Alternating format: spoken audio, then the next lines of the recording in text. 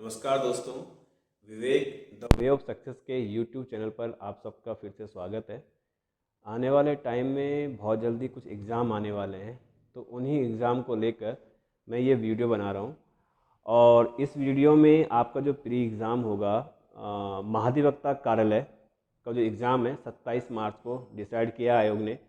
कल उसका एक नोटिफिकेशन और आया कि आप 13 मार्च से उसके एडमिट कार्ड डाउनलोड कर सकते हो। महाधिवक्ता कार्यालय का जो एग्ज़ाम है, जो पेपर है, उसमें टोटल 200 क्वेश्चन रहेंगे। उस क्वेश्चन के हिसाब से उसमें कुछ क्वेश्चंस ऐसे होंगे जो लीगल सेक्शंस होंगे, लीगल ग्लॉसरी और लीगल हिस्ट्री जो है उसके हिसाब से रहेंगे। उसी परिप्रेक्ष्य में आपको या आपके लिए मैं इस वीडियो बनाने की शुरुआत कर रहा हूँ। और इसमें कुछ सीरीज चलेंगी, लगभग 11 से 12 सीरीज रहेंगी इसमें, जिसमें मैं क्या इम्पोर्टेंट सेक्शन कवर अप करूँगा, जिससे आपका महाधिवक्ता कार्यालय वाला पेपर भी क्लियर हो जाए और पीसीएस का जो 3 अप्रैल को एग्ज़ाम है उसमें भी बहुत सारे सेक्शन कवर अप किए जाएँ। इस वाले सेक्शन में आपको कुछ मैं वीडियो बना के कराऊंगा और कुछ वीडियोस में क्या होंगे आपको पीडीएफ के माध्यम से होंगी, जिससे आपका करंट अफेयर्स भी क्लियर हो जाए। बस आप लोगों को क्या है, मेरा साथ देना है। अगर आपको पसंद आए आप मैक्सिमम कमेंट्स कर सकते हैं, कमेंट्स में क्वेश्चन कर सकते हैं। अगर आपको वीडियो पसंद नहीं आता है तो उसमें किसी प्रकार की बेतुकी बात लिखने की आवश्यकता नहीं है। आप अपने हिसाब से इस चीज़ को कर सकते हैं, क्योंकि आप लोग स्वतंत्र भारत के स्वतंत्र नागरिक हैं। आप कुछ भी कर सकते हैं, लेकिन क्या है, किसी को डिमोटिवेट ना करें। बाकी जितने अभी तक मुझे बच्चे मिले हैं सभी लोग मोटिवेट करने वाले रहे हैं। तो इसी कारण अभी बहुत सारे बच्चे मुझसे ऑनलाइन पढ़ते हैं, जो राज्य के विभिन्न क्षेत्रों से, उत्तराखंड के विभिन्न क्षेत्रों से ऑनलाइन स्टडी कर रहे हैं पीसीएस के लिए और महाधिवक्ता कार्यालय के एग्ज़ाम के लिए। महाधिवक्ता कार्यालय का जो एग्ज़ाम है उसमें अभी हमारे पास लगभग 40 दिन के आसपास है, तो 40 डेज में हम मैक्सिमम कवर अप करेंगे। मेरी कोशिश रहेगी कि जो सेक्शन में आपको पढ़ाऊँ उसी सेक्शन में से कुछ ना कुछ आए। और जितने अभी तक लोक सेवा आयोग ने एग्ज़ाम कराए हैं उन्हीं के बेसिस पे, उन्हीं को एनालाइज करके मैं ये वीडियो बनाऊंगा। जितनी अभी इसमें 10 से 12 जो सीरीज़ बनाएंगी, पार्ट बनेंगे, वो सब आगे कवर अप रहेंगे। दूसरी बात, पीसीएस के लिए जो 3 अप्रैल को एग्ज़ाम है पीसीएस का, उसके लिए भी ये वाले सारे सेक्शन काम आएंगे। लीगल ग्लॉसरी और लीगल हिस्ट्री को छोड़कर जीएस, उत्तराखंड, करंट अफेयर्स, इस वाले सेक्शन ज़्यादा फोकस करूंगा मैं, जिससे मैक्सिमम आपका क्या है एग्ज़ाम में आए, या जो मैंने आपको वीडियो बनाई उसी में से कुछ ना कुछ क्वेश्चन आए। तो इसी सीरीज़ को आगे बढ़ाते हुए आज पहला वीडियो जो मैं शुरुआत करूंगा वो सुप्रीम कोर्ट को लेकर है। अभी हाल ही में एग्ज़ाम हुआ था पीए का महाधिवक्ता कार्यालय के लिए, उसमें भी बहुत ही बेहतरीन, केवल 100 क्वेश्चन पूछे गए हैं, लेकिन बहुत ही बेहतरीन क्वेश्चन पूछे गए थे। और उन्हीं को एनालाइज करके, इससे पहले तहसीलदार का एग्ज़ाम हुआ है, एफआरओ का एग्ज़ाम हुआ है, और इससे पहले एपीओ में जो जीएस वाला सेक्शन आया था वो एग्ज़ाम हुए, उन सब को देखने के बाद जो एनालाइज किया है उसी बेसिस पे सारा वीडियो मैं बनाऊंगा। मेरी पूरी कोशिश करें कि मैक्सिमम एनालाइज करूं और आप लोगों को सब चीज़ें समझ में आए, जिससे आपको बेनिफिट रहे।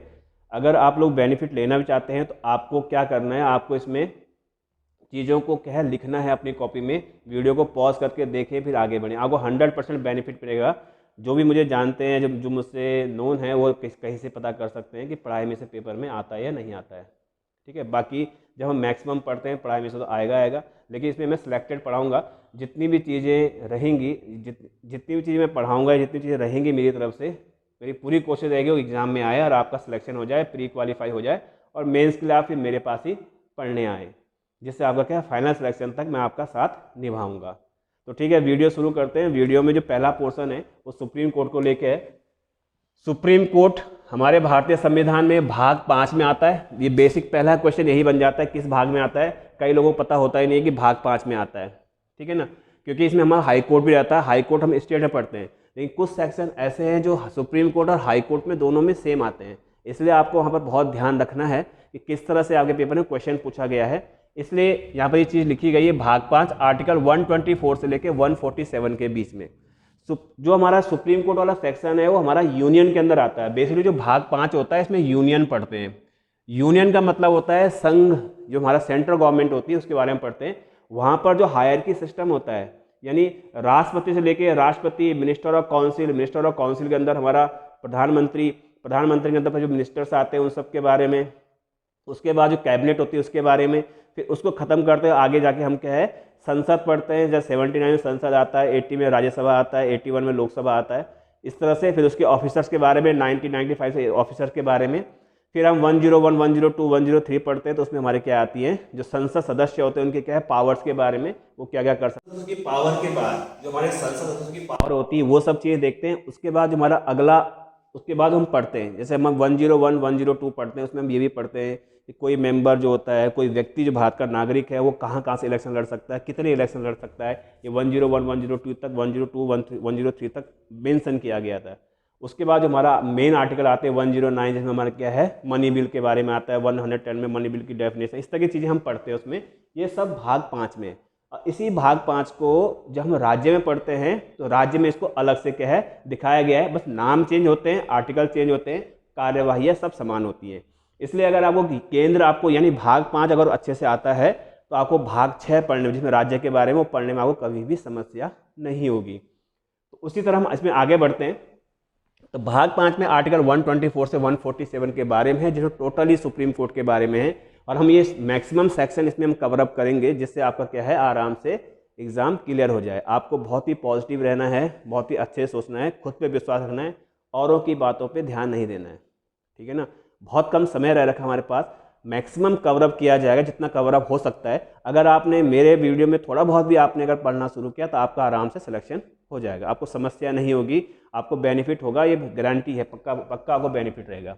तो आर्टिकल 124 का 1 देखते हैं हम। सुप्रीम कोर्ट का गठन के बारे में आता है कि जो सुप्रीम कोर्ट है उसका गठन कैसे हुआ, किस तरह से उसके बारे में आती है, उसके बारे में हम देखते हैं। तो पहले हम ये समझ लेते हैं कि 124 के 1, 124 के टोटल 6 सेक्शन है, 6 भाग हैं। 124 का 1, 124 का 2, 124 का 3, 124 का 4, 5, 6, ठीक है ना। ये सब हम पढ़ेंगे, लेकिन उसमें जो इंपॉर्टेंट होगा उस पर ज़्यादा फोकस करेंगे, जो इंपॉर्टेंट नहीं होगा उसमें हम कम फोकस करेंगे, क्योंकि हमें पेपर निकालना है, पेपर प्री क्वालिफाई करना है। अब प्री क्वालिफाई करने के लिए जो हमें चीज़ें चाहिए होती हैं वो हम इसी में से करेंगे। तो वीडियो को ढंग से देखें, पूरा देखें, आपको तभी बेनिफिट मिलेगा, क्योंकि बहुत सारी बातें बीच में ऐसे आती हैं जो बोर्ड पे तो मेंशन नहीं है, लेकिन वो अपने अनुभव के आधार पर हम लोग बीच में कई बार वो बातें आ जाती हैं, वो आपके पेपर में आता है, ठीक है। आगे देखते हैं इसमें।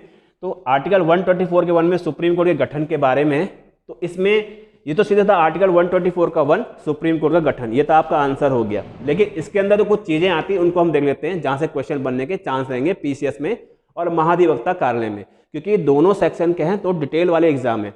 इसमें जिसका कॉन्सेप्ट क्लियर होंगे उसका 100% सिलेक्शन होगा, जिसका कॉन्सेप्ट क्लियर नहीं होगा उसके सिलेक्शन में थोड़ा सा डाउट रहेगा।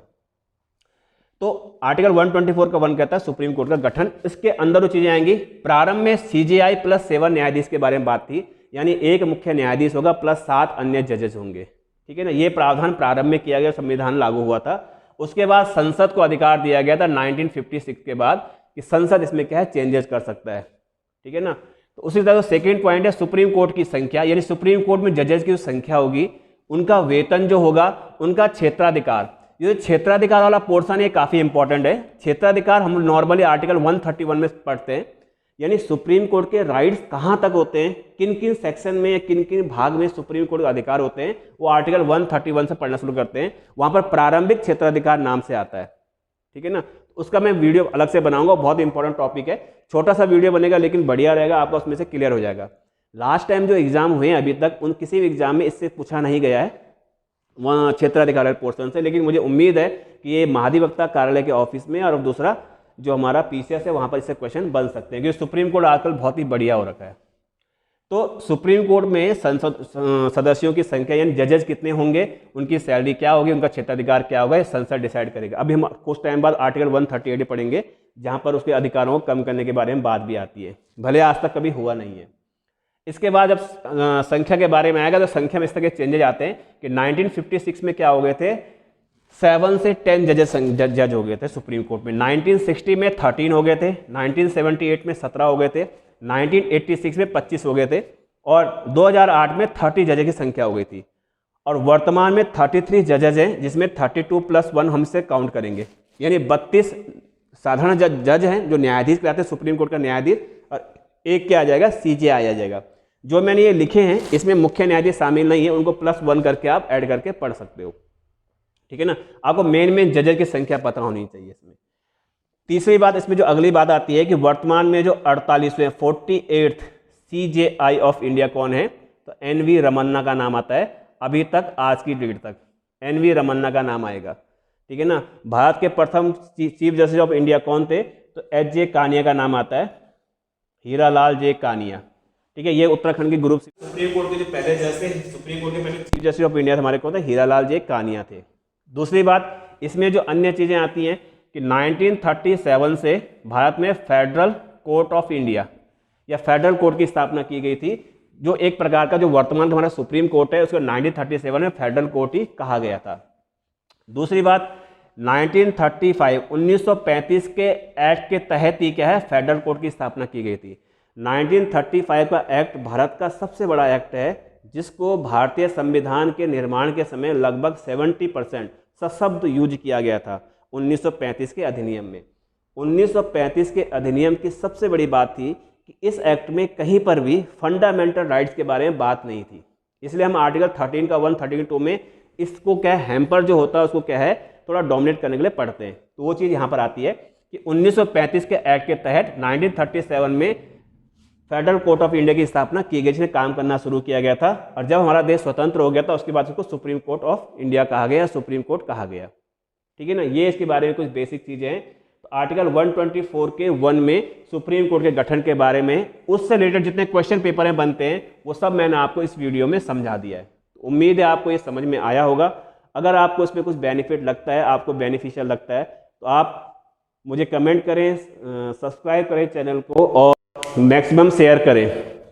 जितना आप शेयर करोगे उतना ज़्यादा हमें बेनिफिट रहेगा, आपको बेनिफिट होगा और आपको इन सब चीज़ों में समस्याएं नहीं आएंगी और हम लोग प्री के एग्ज़ाम को आराम से क्लियर कर लेंगे बिना किसी डिस्टर्बेंस के। ठीक है, बाकी इस अगले वीडियो में इसके आगे हम जो मेन सेक्शन उनको देखेंगे। 124 का सेकंड वीडियो में देखते हैं। जय हिंद, जय भारत, जय उत्तराखंड।